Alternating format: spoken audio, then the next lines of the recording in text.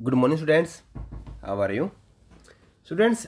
ये जो वीडियो है वो ज्योग्राफी के सब्जेक्ट से रिलेटेड रहेगी।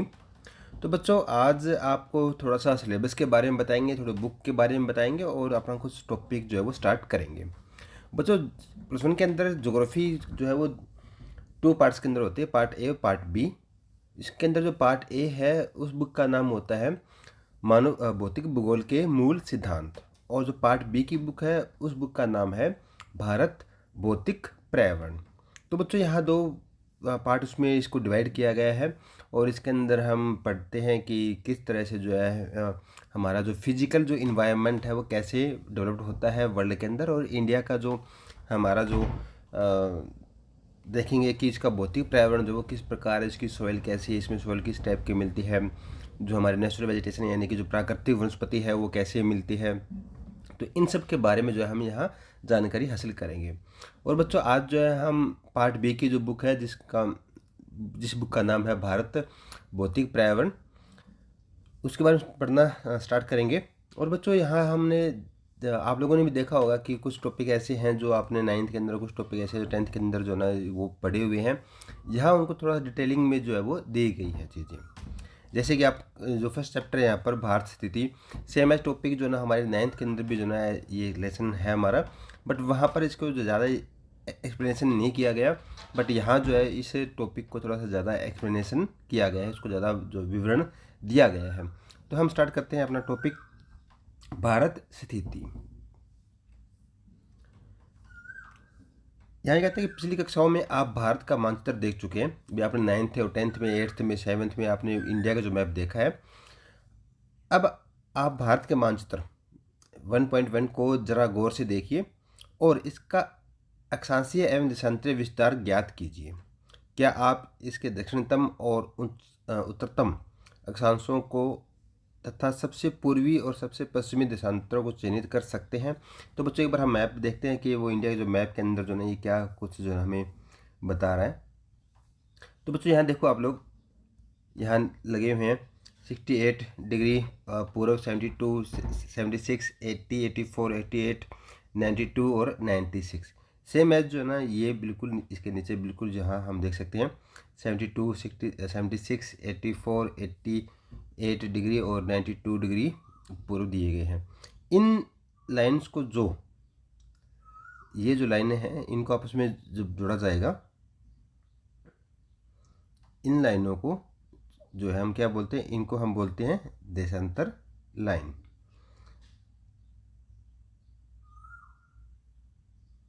इनको हम बोलेंगे देशांतर लाइन।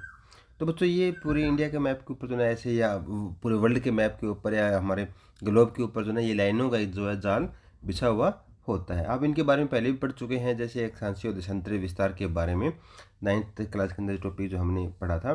तो यहाँ देखते हैं हम कि जो भारत का जो है ये सबसे दक्षिणतम बिंदु है, जो यहाँ जो लाइन लगेगी, यहाँ जो लाइन लगती है उसको हम अक्षांशीय रेखा बोलते हैं। ये बिल्कुल भारत का दक्षिणतम बिंदु है हमारा, और सबसे उत्तर का जो बिंदु है वो यहाँ हमारे जो है वो आ जाएगा।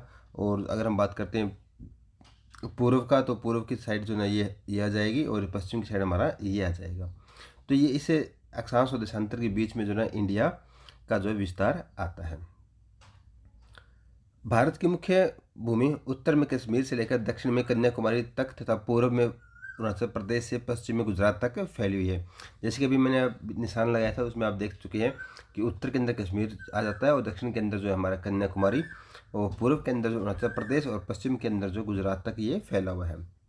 भारत का सीमांकन गर्त क्षेत्र आगे समुद्र की ओर 12 समुद्री मील यानी कि इसको 12 नॉटिकल माइल्स बोलते हैं, लगभग 21.9 किलोमीटर। तो इतना जो हमारा जो सीमा का जो क्षेत्र वो आ जाता है। उसके बाद कह रहा है हमारे देश की दक्षिण सीमा बंगाल की खाड़ी में 6 डिग्री 45 मिनट उत्तर अक्षांश के साथ निर्धारित होती है। तो बच्चों, यहाँ हमें देखना है कि जो भारत का जो अक्षांशीय विस्तार है, यहाँ जो दिया गया है कि जो दक्षिण सीमा बंगाल की खाड़ी के अंदर 6 डिग्री 45 मिनट, तो वो जो है ना हमारे, हम इंडिया मैप के अंदर देखते हैं कि ये हमारे जो अंडमान निकोबार आइलैंड जो है ना वो ग्रुप है ये, और इसके अंदर जो सबसे दक्षिण का जो पार्ट है ये वाला जो आ जाता है, यहाँ इसको जो इंदिरा गांधी पॉइंट बोलते हैं, जिसका मान जो है वो 6 डिग्री 45 मिनट जो है वो नॉर्थ आ जाते हैं। इसको 6 डिग्री 45 मिनट नॉर्थ जो है वो बोलते हैं।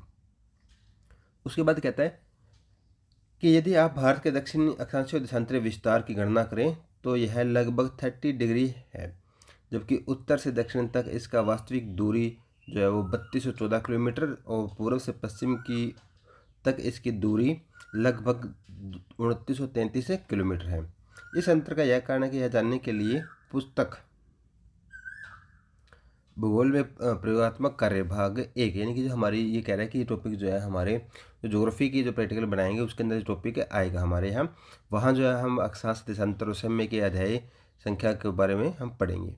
यह अंतर इस तथ्य पर आधारित है कि ध्रुवों की ओर जाते समय दो देशांतर रेखाओं के बीच की दूरी घटती जाती है, जबकि दो अक्षांशीय रेखाओं के बीच की जो दूरी है वो हर जगह जो है एक सी ही रहती है। दो अक्षांशीय अक्षांशों के बीच की दूरी ज्ञात कीजिए। तो बच्चों यहाँ दो अक्षांशों के जो बीच की दूरी है वो लगभग 111.13 किलोमीटर जो है इसकी दूरी है। अक्षांशीय रेखाओं के मानों से ज्ञात होता है कि भारत का दक्षिणी हिस्सा उष्णकटिबंधीय में और उत्तरी हिस्सा उपोष्णकटिबंधीय तथा उपोष्ण-शीतोष्ण में स्थित है। यह स्थिति भारत में भूआकृति जलवायु, मिट्टी के प्रकारों तथा प्राकृतिक वनस्पति में पाए जाने वाले भारी विभिन्नता के लिए उत्तरदायी है। तो बच्चों यहाँ हम देख सकते हैं कि जो भारत का जो अक्षांशीय विस्तार है उसके अंदर 30 डिग्री का जो वो अंतर आ जाता है। इसके थोड़ा मैं एक्सप्लेनेशन कर देता हूँ कि भारत का जो अक्षांश है वो है हमारा 8 डिग्री 4 मिनट से लेकर, ये नॉर्थ है हमारा 37 डिग्री 6 मिनट नॉर्थ। तो इन दोनों के बीच में भी जो है लगभग डिस्टेंस जो आ जाता है वो 23 डिग्री का अंतर आ जाता है। तो इसी प्रकार जो है यहाँ ये बता रहा है कि ये 30 डिग्री का अंतर आ जाता है। और यहाँ एक बात और स्पष्ट हमारे सामने आती है कि जो हमारे देशांतरीय रेखाएं हैं वो दोनों ध्रुव, जो उत्तरी ध्रुव और दक्षिणी ध्रुव है ना, वहाँ जाकर उनकी बीच की दूरी जो है वो कम हो जाती है, जबकि जो भूमध्य रेखा है उसके ऊपर उनकी दूरियाँ जो है वो सबसे ज़्यादा मिलेगी। जबकि जो अक्षांशीय रेखा है उनकी दूरी जो ना वो एक अक्षांश से दूसरे अक्षांश के बीच में हमेशा पैरेलल रहेगी, हमेशा इक्वल रहेगी, लेकिन देशांतर के अंदर जो ना ऐसा नहीं होता।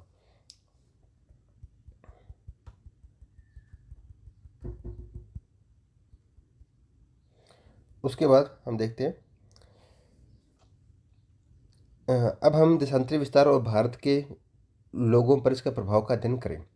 देशांतर रेखाओं के मानों से स्पष्ट होता है कि इसमें लगभग 30 डिग्री का अंतर है, जो हमारे देश के सबसे पूर्व व सबसे पश्चिमी भाग के समय में लगभग 2 घंटे का अंतर पैदा करता है। आप भारतीय मानक समय से पहले से ही परिचित है, मानक विमुतर को ज्ञात कीजिए।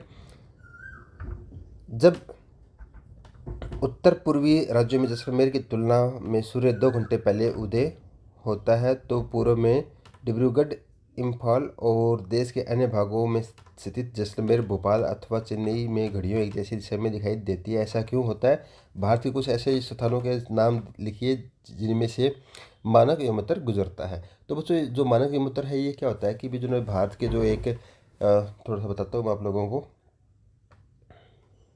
कि भारत का ये पूर्वी भाग है, पूर्व, और ये पश्चिम आ जाता है भारत का।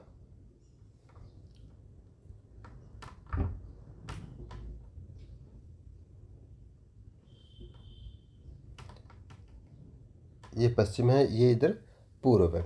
तो बच्चों क्या होता है कि सूर्य की जो पहली किरण है अगर हम बात करते हैं, क्योंकि जो पृथ्वी जो हमारी वो पश्चिम से पूर्व की ओर जो है वो घूमती है, तो इस प्रकार जो है सबसे पहले सूर्य की किरण जो है पूर्व की इस भाग में जो है वो आएगी। यहाँ से और यहाँ तक पहुँचने में जो ना इसको 2 घंटे का जो है वो टाइम लग जाता है। 2 घंटे टाइम लगने के पीछे कारण क्या है कि 1 डिग्री जो हमारा देशांतर है उसको क्रॉस करने में 4 मिनट का टाइम लगता है। और यहाँ लगभग जो 30 डिग्री के जो है ना वो अंतर यहाँ आता है, तो 30 डिग्री × 4 लगभग होगा हमारा ये 120 डिग्री। यानी 120 मिनट यानी कि 2 घंटे का जो समय लगता है कि यहाँ अरुणाचल प्रदेश के अंदर जब अगर सूर्य 4 बजे यहाँ निकलता है तो यहाँ 6 बजे निकलेगा, तो यहाँ इतना अंतर आ जाता है। इस अंतर को कम करने के लिए क्या किया गया है कि एक मानक योमोत्तर जो है वो लाइन खींची गई है, जो कि यहाँ से बिल्कुल बीचों बीच जो है होकर क्रॉस करती है, जो 82 डिग्री 30 मिनट पूर्व है। तो इस प्रकार जो है ये भारत के हमारे मानक योमोत्तर लाइन खींची गई है। तो बच्चों आज के लिए इतना ही, नेक्स्ट वीडियो के अंदर हम और टॉपिक करेंगे। तब तक के लिए student thank you and have a nice day.